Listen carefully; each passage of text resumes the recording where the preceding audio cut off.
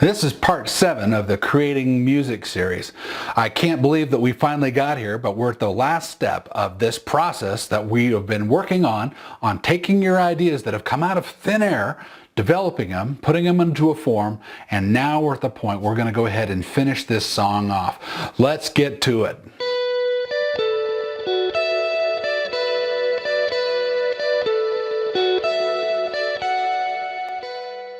If you're new to the channel, my name is Todd Nelson, and you may have stumbled onto this last part of the series. Please feel free to go back through parts 1 through 6 and look into what it is about creating a new piece of music. Again, this is only one way that you can create a piece of music in using a digital workstation, and there's many other ways, and in the future we're going to go through some of those ways as well. I am a musician, I'm an educator, I'm a performer, and for the last 30 years I've been exploring all the different things about music and helping musicians and non-musicians learn all about music. If you've got something in your head that's been rattling around that you want to know about, please leave it in the comments section below, and maybe we can talk about that in a future video. So here we are, part 7. As we looked at this whole series, we started with how do we come up with ideas? And then how do we capture those ideas so that we can consider whether those are going to be good enough for us to actually create a song out of. So we did that, and then we went ahead and developed those ideas. We put them into a form. We created our guide track. Then we laid down our parts. We've gone and reviewed that track, and we made changes to those. We changed chords. We might have altered the melody, moved some of the sections around. We're finally at the last part of creating this piece of music that you've labored over for a period of time now. Now, I can guarantee you that some of you are pretty neurotic, and sometimes I can be that way as well. We've got this idea, we've been working on it, we've replaced chords, we've changed sections, and it's hard to stop. We can get really neurotic about making this song into something. But I want to tell you something, as someone who composes a lot of music, you've got to get this thing finished. And at some point you're going to just have to decide that it's time to be done with this piece of music. And so as you get towards the end of it and you say, I think this feels pretty complete, if you're a new musician, you may not have all the answers to making it perfect. There really isn't perfect songs. You'll take your song, you'll give it your best effort, and you're going to try to just go ahead and finish it off. So you get to this point where you've done all the musical things that you can do. You're going to do just a few steps to finish this off so you can put it out into the world. Especially if you're new to doing this, you may not want to do the review process more than maybe 2 or 3 times tops. So at this point, we're going to go to our digital workstation. We're going to take a look at this, and we're going to use some of the tools that are available to us. One of the things that's going to change the way that your song sounds is adding EQ. You're going to need to go to each individual channel, go to the EQ plugin, add some basic EQ to see if you can clean up things. You're going to need to roll off the bass on channels that don't need to have low-end information on them. And you're going to take those instruments such as guitars and voices and keyboards, and you're going to do a high pass at 150 hertz so that no low-end information is going on. There's some great information out there about how to do EQ, but you're going to just do some quick EQing of all of your tracks so that they sound nice and clean and punchy. Then you're going to go ahead and add some automation to your track so that the volumes are all the way that they need to be. You may want to do a fade on the back end. It may even warrant a fade on the front end depending on the song. But you're going to just do these couple of things to go ahead and finish your song off.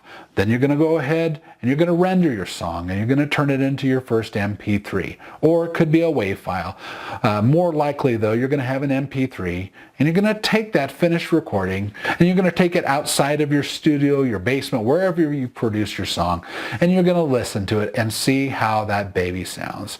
So you put it in your headphones that off of your phone. You're going to put it in your car if you can. If you have a home stereo that you can plug it into, you're going to put it into there. This might be the last check, the last review, just to be sure that the balance of all the parts sounds the way that they should. Make those final few checks, and then put that baby to bed. Maybe make those changes, render it one more time, and say that it's finished here. Of course, there's things you can do with your music. You may want to go ahead and create an album. I have a suggestion for you though, and especially if you found this channel, more likely than not, you haven't done a lot of this. You've not created a lot of music to begin with. And one thing you'll notice is that you'll say, well, gosh, my song might sound pretty amateur. It sounds pretty basic. It's really straightforward. Well, that's okay. That's part of the development process. Another YouTuber that's out there had a suggestion for a way to get better at doing this kind of a process, and he had the suggestion of writing 30 pieces of music in 30 days. He actually was an artist, and so he said 30 pieces of art in 30 days, but he said that this would be applicable to other things such as art, music, other types of artistic endeavors. And I took that on, and what you'll notice very quickly within a couple of weeks, that your ability to do these processes, all the things that we've outlined in this series, become much more second nature to you. It's difficult to do 30 in 30 days. I think it's almost more practical to say 15 in 30 days so that you can give yourself a little bit of grace to be able to go ahead and create it, do some review, and get it the way you want it.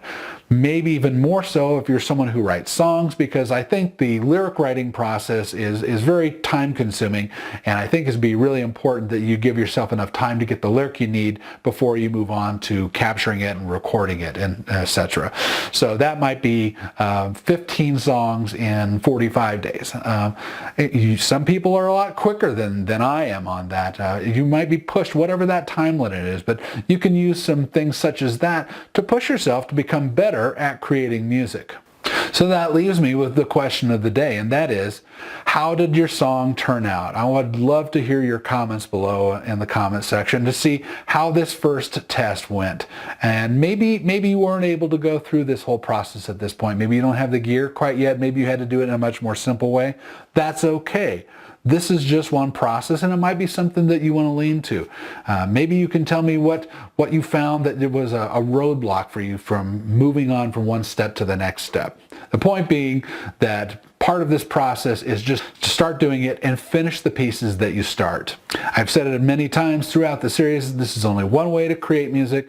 I hope it's been helpful to you and maybe giving you another tool in your tool chest that you can use in the future in creating art that you enjoy creating.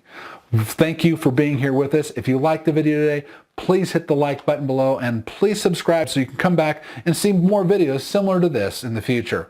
We'll see you next time.